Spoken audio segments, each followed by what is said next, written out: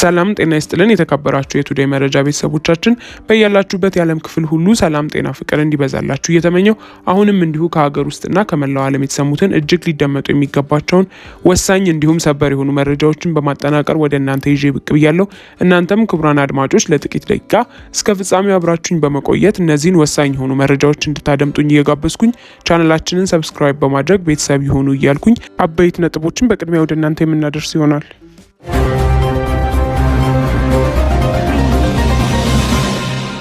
በአዲስ አበባ የትግራይ አማራና የኦሮሞ ተወላጆችን ማዕከል ያደረገ የእስር ዘመቻ እየተከናወነ ስለመሆኑ ተነገረ። ዘመቻው ቤት ለቤትና በተለያዩ ቦታዎችም እየተፈጸመ ነውም ተብሏል። ይህንን የተመለከተው ሪፖርት ወደ እናንተ ይደርሳል። የኤርትራ ሰራዊት በአማራ ክልል የገባው የሜካናይዝድ ትጥቆችን ይዞ እንደነበር አቶ ገዱ አንዳርጋቸው ገለጹ።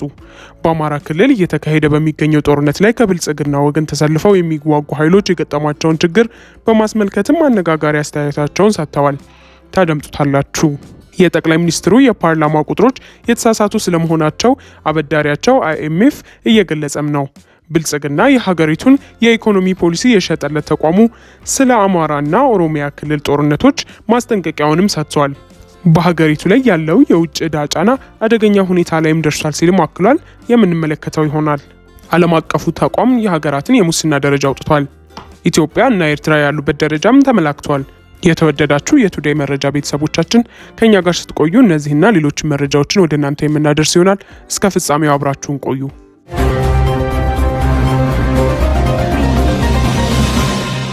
ጠቅላይ ሚኒስትሩ የፓርላማ ቁጥሮች የተሳሳቱ መሆናቸውን አበዳሪያቸው አይኤምኤፍ እየገለጸም ነው።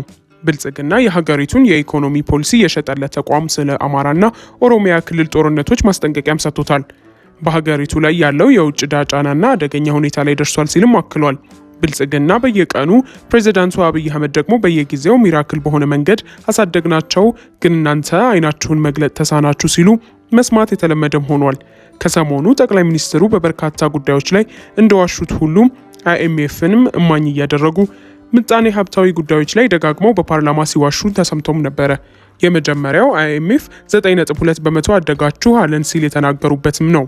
ሀገሩን የሸጡለት አይኤምኤፍ ግን ይህ ውሸት ነው ብሎ 7.2 በመቶ አካባቢ እድገት ነው የተመዘገበው ሲልም በሪፖርቱ አመላክቷል። ሌላኛው ደግሞ ከዩሮፕ ቦንድ አበዳሪዎች ጋር ተስማማን ያሉበት ነው። እነንም እንኳን ዓለም አቀፉ ተቋም የአህመድ ሺዴ የሳቸው ተቋምም አበዳሪ ሀገራትን ያቀረብነውን ጥያቄ ውድቅ አደረጉብን በሚል መግለጫዎች ውድቅ ማድረጋቸውም አይዘነጋም። እንዳውም እነዚህ አበዳሪዎች ጉዳዩን በሀገሪቱ ያለባትን ዕዳ ባለመክፈል ምክንያት በለንደን ፍርድ ቤት ክስ ለመመስረት እየተዘጋጁ ስለመሆናቸው መዘገቡም ይታወቃል። ጠቅላይ ሚኒስትሩ ግን ይቀጥሉና የህዝቡን የኑሮ ውድነትን አሻሽለነዋል ሲሉ የተናገሩበትም ይገኝበታል። መብራት፣ ውሃ፣ ነዳጅ ወዘተ እጅግ ርካሽ የምናቀርብ መንግስት ነን። የዋጋ ንረትን ባለ አንድ ዲጂት አደረስኩት፣ አሁን 9.7 በመቶ ላይ ይገኛል ሲሉም ተሰምተው ነበረ። ለኢትዮጵያውያን የመብራትም የውሃንም ዋጋ እየተመነላቸው የሚገኘው አይኤምኤፍ ግን ይህንን አህዝም የተሳሳተ ነውም ብለዋል። የአይኤምኤፍ ሰሞነኛ ሰነድ የዋጋ ግሽበት አሁን ያለበት 17.6 በመቶ ላይ ስለመሆኑም ጠቅሷል። በዚህ ሰነድ ለብልጽግናው መንግስት ማስጠንቀቂያዎችንም ይሰጣል።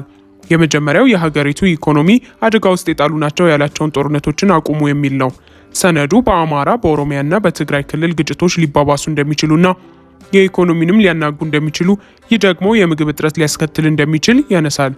ጦርነትን ለማስቀረት መንግስት በሰላማዊ ንግግር ችግሮችን እንዲፈታና የሰብአዊ እርዳታ አቅርቦትን እንዲያረጋግጥም ያሳስባል።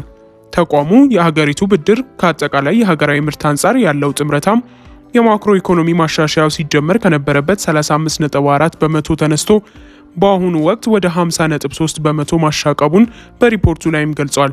በአንጻሩ መንግስት የበጀት ክፍተቱን ከ1.5 በመቶ ወደ 0.6 በመቶ ለማውረድ አቅዶ የነበረ ቢሆንም የበጀት ክፍተቱ ግን በአሁኑ ወቅት አሻቅቦ 3 በመቶ ደርሷል። እንዲህ ያለው ሁኔታ ውስጥ ነው ያለው የሚለው አይኤምኤፍ ለብልጽግና ትዕዛዞቹን ይቀጥላል። መንግስት የስኳር ፋብሪካዎችን ለመሸጥ በቅርቡ በድጋሚ ዓለም አቀፍ ጨረታ እንደሚያወጣ ሪፖርት የጠቆመ ሲሆን ፋብሪካዎቹ ባሉባቸው አካባቢዎች የጸጥታ ሁኔታዎች ካልተሻሻሉ ግን እቅዱ ላይ ይሳካ ይችላልም ይላል። በዚህ ወር መጨረሻ ድረስ ደግሞ ለነዳጅ ሲደረግ የቆየው ድጎማ ሙሉ በሙሉም ይነሳል።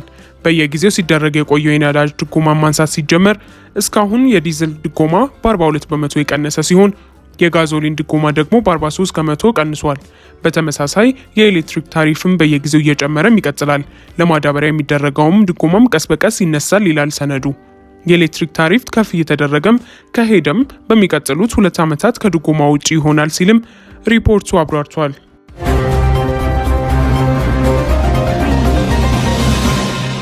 የኤርትራ ሰራዊት በአማራ ክልል የገባው የሜካናይዝድ ትጥቆች ይዞ እንደነበር አቶ ገዱ አንዳርጋቸው ገለጹ። በአማራ ክልል የተካሄደ ባለው ጦርነት ላይ ከብልጽግናው ወገን ተሰልፈው የሚዋጉ ኃይሎች የገጠማቸውን ችግር በማስመልከትም አነጋጋሪ አስተያየትን ሰጥተዋል። የጸጥታ መዋቅሩን እንጠቁት ሲሉም ጥሪ አቅርበዋል። ባለፉት ዓመታት ካንሰርና አረም እንደዚሁ መጥፋት ያለበት ጠላት እያሉ ሲገልጹት የነበረውን የትግራይ ህዝብን ጠቅላይ ሚኒስትሩ መቀሌ ከመግባታችን በፊት ህዝቤን አታጎሳቁሉ ብዬ ገዱንም ወደ ኤርትራ ልኬውም ነበር፣ መቀሌን ለመያዝ የዘገየ ነው በዚህ ምክንያት ነው የሚል ንግግር አድርገው ከሰሞኑ መነጋገሪያ ሆኖ እንደነበርም ይታወሳል። ጠቅላይ ሚኒስትሩ የትግራይ ህዝብን እንደ ህዝብ ወንጅለው ለከበባና ለእልቂት ከመዳረጋቸው ባሻገር በሌላው የሀገሪቱ ክፍል ያለውን የትግራይ ተወላጅን እንዲገደል እንዲታሰር ማድረጋቸውን ተከትሎ የተባበሩት መንግስታት ጭምር ብሔርን መሰረት ያደረገ ጥቃት በአዲስ አበባና በሌሎችም አካባቢዎች ላይ በሚገኙ ተጋሩ ላይ እየተፈጸመ ነው በማለት ባለፉት ዓመታት ተከታታይ መግለጫዎችን ማውጣቱንም የሚታወቅ ነው። እሳቸው ብቻ ሳይሆን ሌሎችም የትግራይ ህዝብና ክልሉ እንዲገነጠል ሲጠይቁ መክረማቸውም ይታወሳል። አስርባው ከበው መድኃኒትና ምንም አይነት አገልግሎት እንዳይደርሰውም አድርገው ለ2 ዓመታት በጦርነት ውስጥ እንዲያሳልፍ ያስገደዱትን ህዝብ በኤርፖርት እንዳያልፍ ስሙን እያዩ የከለከሉትን ከተማ ላይ እንዳይወጣ የትውልድ ቦታውን እየለዩ ለሞትና ለስርዓት የዳረጉትን የትግራይን ህዝብ የሚያስቡለትና የሚቆረቆሩለት መስለው ህዝቤን አታጎሳቁሎ አልኩት በሚል መንፈስ የተደመጡት ጠቅላይ ሚኒስትር አብይ ለዚህ ምስክር የጠሯቸው ደግሞ ገዱ አንዳርጋቸውን ነበር። አቶ ገዱም ወደ ኤርትራ መላካቸውን አምነው ሆኖም ግን ጠቅላይ ሚኒስትሩ እንዳሉት ከመቀሌ መያዝ በፊት ሳይሆን ከ2 ወራት በኋላ ጥር የመጀመሪያው ሳምንት 2013 መጓዛቸውንም ገልጸው የተጓዙትም በአክሱም በአድዋና በሌሎችም ቦታዎች ከብልጽግና ሰራዊት ጋር ሻዕቢያ ባደረገው ዘመቻ የሚፈጸመውን ጭፍጨፋ ለማመስገንና ጦርነቱ ላይ በተገኘው ድልም እንኳን ደስ አለህ ለማለት እንደነበርም ከዛ በኋላም የመብት ጥሰት በሚል ዓለም አቀፍ ጫናዎች እየተደረጉ ስለሆኑ ጥንቃቄ እናድርግ የሚል እንደሆነም የኤርትራ ሰራዊትም ይውጣ ብለህ በፍጹም እንዳትጠይቅ ብለውም እንዳስጠነቀቋቸው የሚገልጹ ጽሑፍ አጋርተው መነጋገሪያ ሆኖም ሰንብቷል። ህዝቤን አታጎሳቁል የሚለውን የጠቅላይ ሚኒስትሩን ቃል ያነሱት አቶ ገዱ አብይ ለሰው ሞት ደንታ የሌለው አረመኔና ጨካኝ ሆኖ ሳለም ይህንን ይላል ብሎ የሚያምን ሰው ካለ ይገርማልም ብለዋል። አብዘው ያስገቡትና ከመከላከያ ጋርም አገናጭተው ያሰማሩትን የኤርትራን ሰራዊት እስከ ጎንደር ድረስ አስገብተው አዋግተው እንደነበረ አቶ ገዱ በጽሑፋቸው መጥቀሳቸውም አይዘነጋም። ከሪዮት ጋር ባደረጉት ቃለ ምልልስ ላይ ደግሞ የኤርትራ ሰራዊት የተዋጋው በሜካናይዝድ ጭምር እንደነበረም አብራርተዋል። ጠቅላይ ሚኒስትሩ ሰሞኑን ከጠቀሷቸው አነጋጋሪ ውሸቶች በዘለለ አስተያየታቸውን የሰጡት አቶ ገዱ በአማራ ክልል የተካሄደ ባለው ጦርነት እርስ በርስ መጠቃቃቱ እንደማይበጅና የሚሊሻና አድማ ብተና ኃይሎችም ከፋኖ ጋር እንዲተባበሩ ጥሪ አስተላልፈዋል። የክልሉን የጸጥታ መዋቅርም በትብብር መንጠቅ እንደሚቻልም አንስተዋል።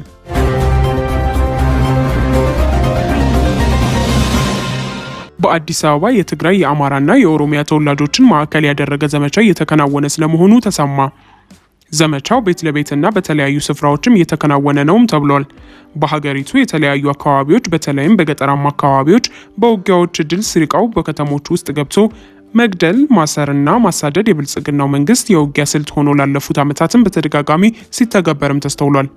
በትግራይ ክልል እንደ መቀሌ፣ አድዋና መሰል ከተሞች ላይ ግድያዎች የተፈጸሙት በኦሮሚያ ክልል ነቀምቴ፣ በአማራ ክልል ደግሞ እንደ ሸዋሮቢትና ደብረ ማርቆስ ባሉ ከተሞችም መሰል ጥቃቶች የደረሱት በገጠራማ አካባቢዎች በሚያከናውናቸው ውጊያዎች ለሽንፈት ሲዳረግ እንደሆነም ታይተዋል።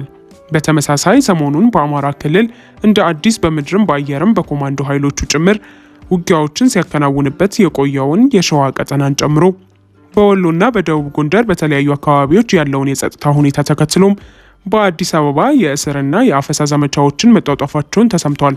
ከዚህ የጸጥታ ሁኔታ በተጨማሪም በከተማዋ የሚከናወነውን የአፍሪካ ህብረት የመሪዎች ስብሰባን ተከትሎ የሚፈጸም ነውም ተብሏል።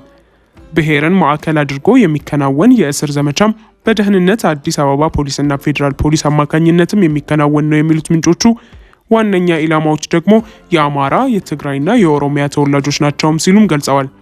እስራቱ በመኖሪያ ቤቶች፣ በመዝናኛ ስፍራዎችና በመንገድ ላይ የተገኙና መታወቂያ አሳይተው በተለይም የአማራ አሊያም ደግሞ የትግራይ ተወላጅ ከሆኑ እንደሚታሰሩም የሚገልጹት የተጎጂ ቤተሰቦች በለሚኩራ ክፍለ ከተማ ሲኤምሲ አካባቢ በሚገኝ አንድ ሬስቶራንት ውስጥ የተፈጸመውንም በእማኝነት ይገልጻሉ።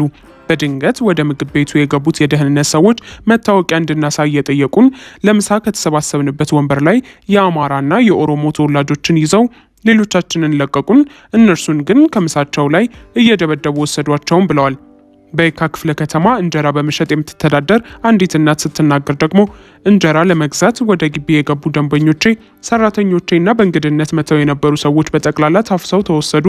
ከዛ በኋላ ግን አማራ ወይም ደግሞ ትግራይ ያልሆኑትን ለቀቋቸው በማለት ተናግራለች። የብልጽግና አገዛዝ ህዝብን በማሸበር የሚፈጸሙ የአፈሳ ወቅቶችን እንደዚሁም አመት በዓሎችን ጠብቆ የሚያከናውነው ሲሆን በዘንድሮ ዓመትም ለዘመን መለወጫ፣ ለመስቀል፣ ለጥምቀትና ለመሰል በዓላት የፈጸመው የጅምላ እስርን ጨምሮ በተለያዩ ጊዜያት ብሔር ተኮር ስርዓትን መፈጸሙን ስንዘግብ መቆየታችንም አይዘነጋም። አንድ ወንድሜ ዘንድሮ ለ3ኛ ጊዜ አሁንም ታሰረ ያለ አንድ የጉለሌ ክፍለ ከተማ ነዋሪ ከዚህ በፊት ፍርድ ቤት ሳይቀርብ ለፖሊሶች ገንዘብ እየከፈለ መለቀቁንም አስታውሷል። ውድ ቤተሰቦቻችን ለዛሬ ያዝንላችሁን እዚህ ላይ ቋጨን። ላይክ፣ ሼር፣ ሰብስክራይብ፣ ኮሜንት በማድረግ ለቻናላችን ድጋፋችሁን መስጠት እንዳትዘነጉ። ከሌሎች መረጃዎች ጋር በድጋሚ የምንመለስ ይሆናል። እስከዚያው መልካም ቆይታ